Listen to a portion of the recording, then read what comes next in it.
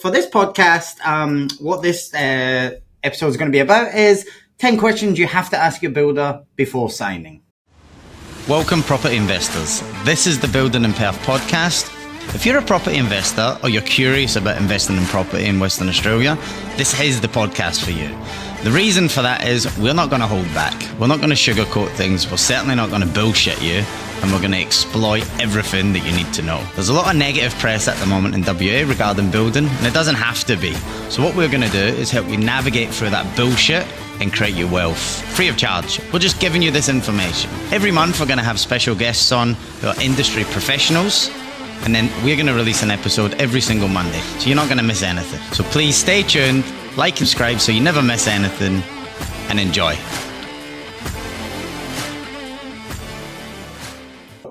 And welcome back to the Building in Perth podcast, everybody. Thank you for joining. Now, before I start, please like and subscribe so you don't miss any episodes. These are released every single Wednesday, full episodes. Every Monday and Friday, you'll get a 30-second or 20-second reel uploaded to give you a bit of an idea of what that episode's about if you don't want to listen to the full episode. However, every Wednesday, the full episode is released. It's on Spotify, Apple Podcasts, it's on YouTube. You can find us anywhere. And if you want to be a guest on the podcast, please get in touch. All you have to do is be in the building industry of some sort, and we will get you involved. And let's talk about you. Let's talk about your company. Okay. So for this podcast, what this episode is going to be about is 10 questions you have to ask your builder before signing. Nice and simple, nice and easy. But more often than not, these are things that people don't actually ask. The reason for that, they're just so excited. Generally speaking, you're out, you're looking at display homes, you get wooed by the design, and you actually forget to do a bit of due diligence on the actual builder itself. So straight off the bat, number one, are you a registered builder and are you insured? This is very important. A lot of these smaller builders or startup companies, such as First Home Builders Direct and stuff like that, not so much the big companies, but the smaller builders aren't always builders. What I mean by that is the people you deal with, the people running that organization aren't normally always builders. What they do is hire a builder's ticket, they pay them a percentage of each job, and they actually then build your house under someone else's name. I think it's very important, especially if you're going to a smaller builder, that you're actually dealing directly with a builder. Now, are you insured? All builders actually have to be insured. A lot of builders do go into liquidation. That's normally because the price increases and material rises and stuff like that. But builders have to be insured. So definitely find out if you're dealing directly with a registered builder. Okay, number two, this is an important one. How will I be kept informed throughout the process of the build? One of the biggest bugbearers, I guess, that I constantly see on Facebook and social media posts about builders are the lack of communication. So straight off the bat, when you're dealing with your builder or your sales rep from that builder, ask them, how often do you get updated? Is it weekly? Is it fortnightly? Is it monthly? Who do you call? Do you have direct access to the supervisor? Normally what happens in big project builders, you get a client liaison. Unfortunately, generally, the client liaison is a young female with no real industry knowledge, and she deals with about 300 jobs at once. She's not going to know you by name. She'll have a brief detail of what's happening on your job. It's a supervisor will update them weekly or fortnightly. More often than not, that information is generally false and things haven't really transpired. So I think it's very important that you find out who is your point of contact and how often are you going to get updated on what's happening.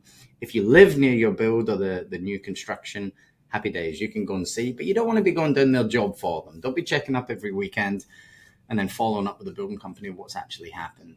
Generally speaking, if there's just a bit of transparency and the guy goes, look, hey, we're going to have 4 weeks off your job because we're busy here, or we're doing this, or because of the weather, clients are pretty understanding normally, but basically some weekly or fortnightly communication goes a long way, because when a house takes 6 months, 8 months, 9 months, 12 months to actually build, you want to be updated. You don't want to be left in the lurch and not really know what's happening.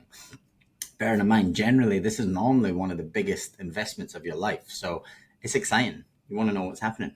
Number three, how will the quality of my home's construction be managed? Now, project builders are not going to like this, but generally what happens, you will be given a supervisor. So they'll have what's called a slab supervisor, and they do everything pre-actual building the house. They'll do your earthworks, they'll do your plumbing prelay, and then they'll construct your slab, your foundations, and pour your slab.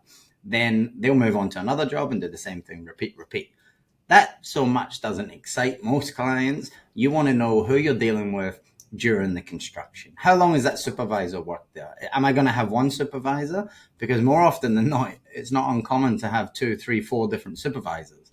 The negative with that, with these bigger companies that do burn through the supervisors, they load them up with 35, 40 jobs. They work them into the ground. They pay them a good salary, but ultimately someone else will come over and poach them, and they'll move to a Reading, say. So they went from Content Living, they're now at Reading. They went to La Vida Homes, and they just move around bit by bit.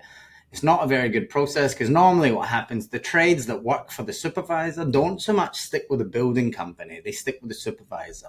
There's like an unwritten loyalty between the building supervisor and the tradies. So if you've got a new supervisor every few months, you've got a new set of tradies every few months, it just doesn't work.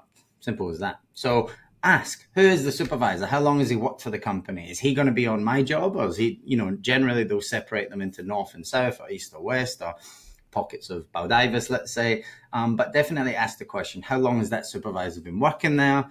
Can I speak to him? Why can't you speak to him before you become a client of that builder? Let's see if the builder wants to give you a bit back before you give them all your hard-earned cash and let them build your house. Number 4, can we see examples of your previous projects? That's a good one, I guess. You want to go through and see some of the work. Now, don't go and see display homes. That is false, right? Display homes cost $600,000, $800,000, and you're paying $400,000 for that house. That is not what you're getting. So don't go for display homes. That's the worst place that you can actually go to get an idea of your build under construction. Go and see some established houses, or houses mid-construction that the guys are working on. Go and speak to the trades. Go and speak to the trades that are working on the site. Do they pay on time? Do they treat you well? How long have you been with the supervisor? I know it's a little bit of hard work, but it goes a long way. Especially if you're going to go with one of these bigger project builders, it won't take long to drive through Brabham or Ellenbrook or Baldivis and find a few jobs with hopefully trades are working there. How long you've been working with this builder, etc., etc. What's the negatives? I'm thinking about joining them. 9 times out of 10, they'll talk about the supervisor, not so much the building company, but do a bit of research. Number 5, what kind of contracts do they use? Now, this is important. I recommend clients actually go ahead and get legal advice by a lawyer to proofread your contract prior to signing it. It does come at a cost, but this is a big investment. It's a big commitment from you guys. So to have a professional set of eyes look over your contract and explain things in detail is pretty important. Builders aren't lawyers. They all sign you up in a contract that sometimes they don't even understand fully what it is and what it means. So I think it's good to get a bit of legal advice prior to signing a contract. Now, a handy tip, I think 80% of builders use a contract called the HIA contract. I give this a green tick. It's the one that I use. HIA is a government body. It's the Housing Industry Association. It's basically the government body that looks after the clientele and the builders, and they work in collaboration with each other. If you sign a HIA contract, generally you're protected and the builder's protected. If you go to a specific builder that has their own contract drawn up and it's not the HIA contract, I'd be asking questions. Why have they got it drawn up? It's probably going to favor the builder over the client more if shit hits the fan. So I recommend going with a builder that uses the HIA contract. Number 6, what type of warranty do you provide? Again, it's something that you don't even think about asking at the start of the build, because all you want to do is get the design finalized. You want the price as cheap as possible. You want to know all the inclusions. Sometimes you're still looking for blocks of land when you do these house and land packages. So ask about the warranty period. How does that work? When do you come back out and see things? What's the difference between a structural defect and maintenance? You know what I mean? These are all things that are going to come up in 4, 6, 8, 9, 12 months time, depending on what the builder offers you for the warranty period. It is hard to get builders back out for this.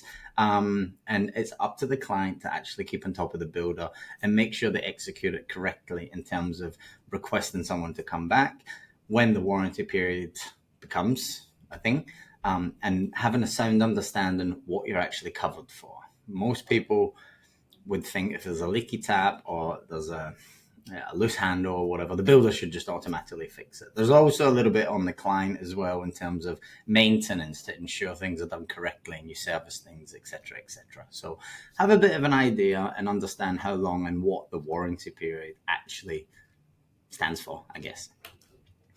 Number 7, when can you give me a definite price to build my home? So what happens 9 times out of 10, builders will give you a price on a plan and they'll give you what's called a PPA. So it's like a pre-contract before your actual contract. Now, this is a pretty big one actually, because project builders can take 2 to 3 months to get a HIA contract done because of the volume of work they've already got and the amount of admin duties the admin staff have got.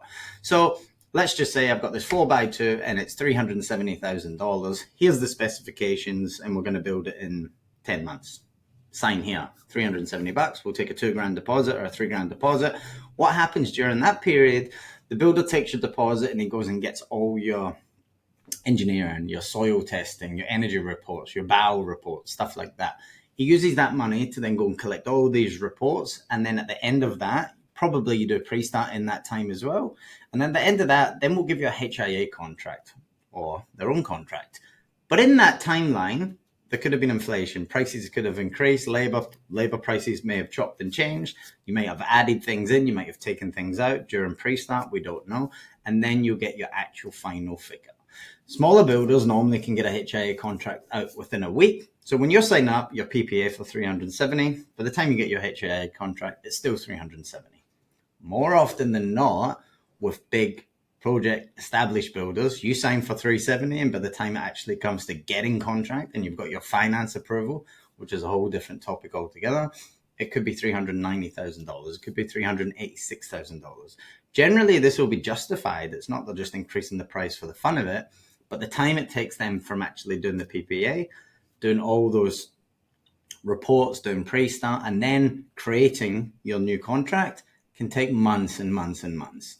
And then inflation hits and all these price increases hit, stuff like that. You might not be able to obtain finance for the extra over amount of, say, 390. What happens then? It's back to the drawing board. We've got to start ripping things out the build. Becomes messy. So pretty important. See how long it's going to actually take to get your contract created and how long it's going to take the builder to actually give you a quote. Generally, small builders are good and your sketching costings only take 2 or 3 days. Some project builders take 2 or 3 weeks just to get a sketch back to you with a few modifications. Then once you're happy with those changes, then they send it off to estimating, which takes another week. You're talking about a month just to get a price change. Then you make another few changes. It's another month.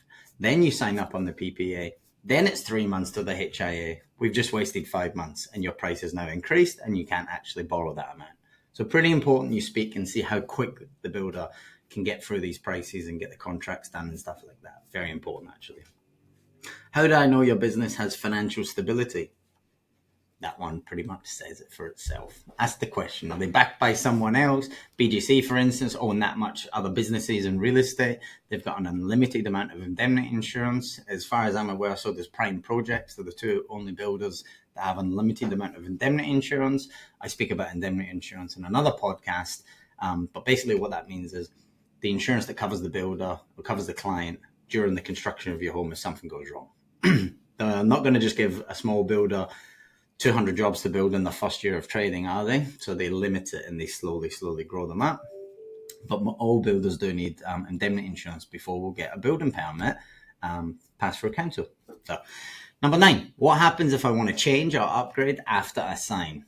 Quite a big one. So this is a sticky point. I guess with me personally, I don't rush clients into signing. I would rather take them 3 months, to be honest, to get the house design exactly right, to really understand what's included and then sign at that time.